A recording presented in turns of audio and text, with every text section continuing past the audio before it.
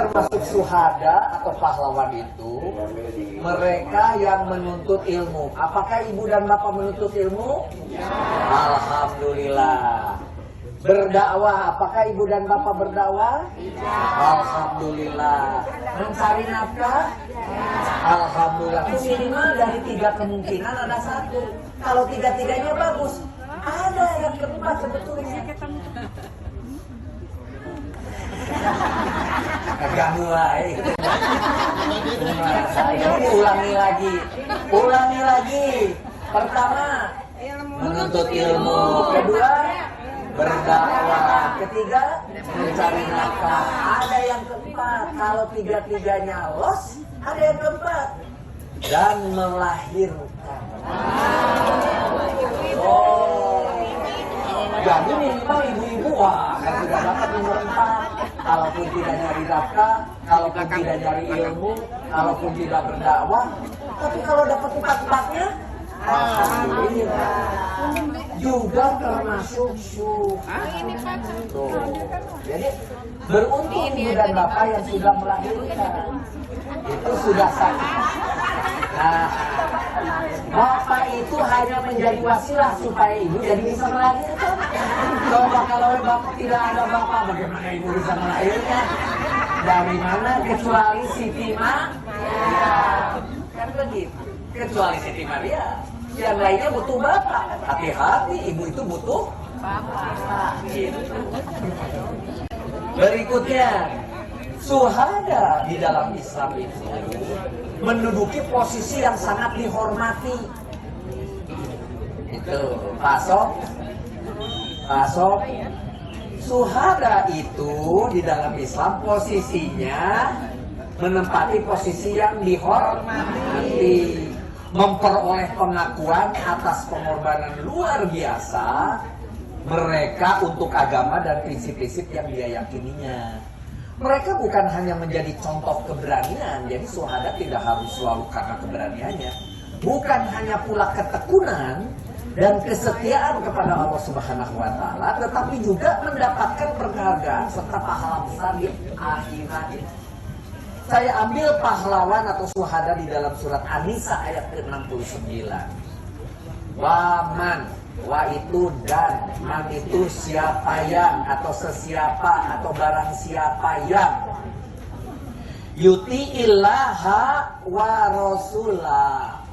Yuti ilaha mentaati Allah siapa? Allah. Wa rasulah siapa? Rasul. Jadi barang siapa yang mentaati Allah dan Rasul, faulaika maka ulaika mereka itu ulaika ma'a bersama ma'a aladina orang-orang yang an'amallahu adalah orang-orang yang diberi nikmat. Na'ama yang aku beri nikmat yaitu Allah, ya Allah.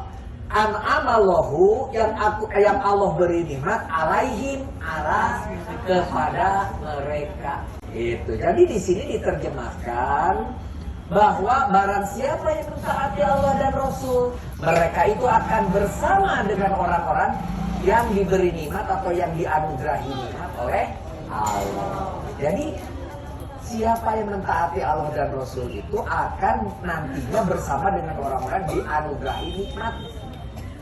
Kemudian diteruskan minan nabi dari sebagian atau dari min itu atau diterjemahkan menjadi dalam hal ini yaitu titik 2 begitu. Yaitu nabiyina, ada ina di belakang artinya jamak, berarti artinya para nabi. Wasidikina berarti para sidikin, orang-orang yang sidik, orang-orang yang benar. Jujur. Sohadai, orang-orang yang mati syahid. Solihina, orang-orang yang soleh. Jamak itu bahasanya, pakai wa semua, pakai wau gitu. Dan semuanya jamak. Itu. Diteruskan, berarti tadi kita itu kalau mentaati Allah dan Rasul nantinya akan bersama orang yang dianugerahi nikmat, yaitu para nabi, para shodiqin, para orang yang mati syahid, orang yang soleh. Artinya sudah jelas orang yang syahid itu sudah berdekatan dengan para nabi, dengan para shodiqin, dan mudah-mudahan kita mendekat ke situ. Nah, karena kita tadi termasuk syuhada, termasuk orang soleh. Diakhiri di situ hasuna itu adalah baik. Jadi hasuna ulaika, mereka itu teman-teman yang sebaik-baiknya, begitu ya. Itu adalah dalam surat An-Nisa yang mau menyatakan bahwa para syuhada atau para pahlawan itu nanti akan ditempatkan dengan para nabi, dengan para sholikin, ditempatkan dengan orang-orang yang mati syahid. Artinya mati syahid itu sungguh sangat mulia. Yang kedua, ayat yang kedua adalah Ali Imran ayat ke-169. Ini mau menyatakan la itu tidak, tetapi mengakibatkan nanti fi'il mudhari'nya menjadi jazm. Gitu. Dan jazmnya itu mengakibatkan berubah status fi'il mudhari'nya dari fi'il nahi, yaitu larangan. Jadi la tahsabanna, naknya itu di situ adalah nun taukid sebagai penegas, sehingga janganlah pakai sekali-kali karena ada penegas tadina. Asalnya janganlah, ditambah lagi janganlah sekali-kali kamu mengira. Tahsaba itu dari hasibah. Harisaba itu kalau saudara dengar hisab itu menghitung, memperkirakan. Jadi tahsaba itu memperkirakan atau mengira. Jangan kamu mengira, karena pakai nah di belakang menjadi jangan sekali-kali kamu mengira alladzina, bahwa orang-orang yang kutilu, terbunuh atau dibunuh. Dari kotala dibunuh, kutilu dibunuh, orang-orang yang dibunuh atau orang-orang yang gugur fisabilillah, di jalan Allah, amwatan. Jadi di sini mau mengatakan jangan sekali-kali kamu mengira bahwa orang-orang yang gugur di jalan Allah itu mati. Kalau begitu bagaimana? Bal itu bahkan atau sebenarnya sesuatu yang bukan begitulah. Bahkan sebenarnya ahyaun inda rabbihim yurzaqun. Mereka itu hidup dan dianugerahi rezeki di sisi Allah atau di sisi Tuhan mereka. Di situ dan disuruh robihim. Robihim artinya Tuhan, him itu mereka, menjadi robihim, Tuhan mereka. Jadi alhamdulillah bahwa orang yang mati syahid itu orang yang sebetulnya tidak mati, tetapi dia akan hidup dan dianugerahi rezeki di sisi Allah. Tuh kurang apa coba? Nah sekarang kita cari. Kalau gitu selain tadi yang didefinisikan pahlawan atau syuhada itu, siapa pahlawan terdekat dengan kita?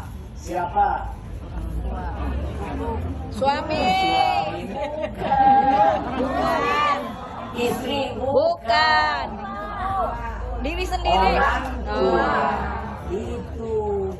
Jadi berbahagia Teh Ana masih ada orang tua yang bisa diurus. Bahagia Teh Yuli masih ada orang tua yang masih bisa diurus. Masya Allah. Dia adalah para pahlawan. Dia adalah syuhada. Di dalam surat Luqman ayat ke-14. Di dalam surat ke-14 dikatakan wa wasoina, dan kami perintahkan al-insana, kepada insan, kepada manusia, Anas, biwalidayhi, berbuat baik kepada kedua ibu bapaknya. Ini dari Allah, ini bukan manusia yang menyuruh. Berbuat baik kepada kedua ibu bapaknya. Hamalathu umuhu, ibunya telah mengandungnya, wahnan ala wahnin, dalam keadaan lemah dan bertambah. Wahnin dari sama dengan ahnan, jadi ini menjadi sangat, menjadi diterjemahkan dalam keadaan lemah yang bertambah-tambah atau dalam keadaan yang sangat lemah, gitu. Wa fisoluhu fi amaini, dan menyapikan aman itu tahun, amaini 2 tahun. Jadi menyapinya 2 tahun. Ini saya tanya kepada ibu-ibu, waktu itu sempat 2 tahun nggak menyapi? Insya Allah. Kadang-kadang baru sebulan sudah dilepas capek gitu. Ganti ku sapi. Gitu. Jadi susu apa? Bukan susu ibu, tapi susu sapi. Jadi bukan anak ibu, kalau gitu anak sapi. Usaha anak ibu. Susu waktu sapi gitu. Ibu mesti susu waktu sapi gitu. Gitu ya. Menyapinya selama 2 Aniskur itu ya, bersyukurlah, bahasa Inggris itu itu tuh gitu ya. Untuk kalian bersyukurlah li kepadaku, wali walidaika, dan kepada kedua orang ibu bapamu. Jadi yang disuruh bersyukur sama Allah itu kepada Allah dan kepada ibu. Berbahagialah yang masih punya ibu bapak, yang masih Kalau nggak ada gimana? ada tempat untuk mengabdikan diri. Menangislah mereka yang sudah tidak punya ibu bapak. Dan kita punya sesuatu yang ingin disampaikan kepada ibu bapak. Kebahagiaan, keberuntungan, keberuntungan usaha, keberuntungan jabatan, keberuntungan kesehatan, keberuntungan yang ingin disampaikan kepada ibu bapak, ditujukan kepada ibu bapak. Ibu bapaknya sudah tidak ada. Menangis. Bayangkan. Maka beruntunglah kalau masih ada ibu dan bapak. Itu ya. Maka bersyukurlah kepadaku dan kepada kedua orang ibu bapak. Baru akhirnya ditulis di situ ilayal masih, kalau itu hanya kepada kulah kamu kembali ya. Jadi yang pertama dari uraian ini saya tutup, hormatilah orang tua. Bahagiakanlah hanya untuk mendengarkan ocehannya. Ketika kita bayi, kita ngoceh, nanya segala macam. Ketika sudah nenek dan kakek, pasti orang tua akan ngoceh, nanya lagi, nanya lagi, nanya lagi. Alhamdulillah. Itu sebagai bahan kita untuk mendapatkan pahala yang besar, karena bisa membahagiakan orang tua dengan cara mendengarkan saja. Ya bu, eta teh 10 kali. Iya bu, terangkan lagi aja. Gak mau ngerti mal. Jadi merangkan anak udah serius. Jangan dilayani dengan serius. Nanya dijawabnya dia tidak akan ngerti jawabnya. Kalau ibu bapak sedang belajar Al-Quran atau sedang belajar apa namanya hafal Al-Quran, jawab. Bahasa Arab ibu keluar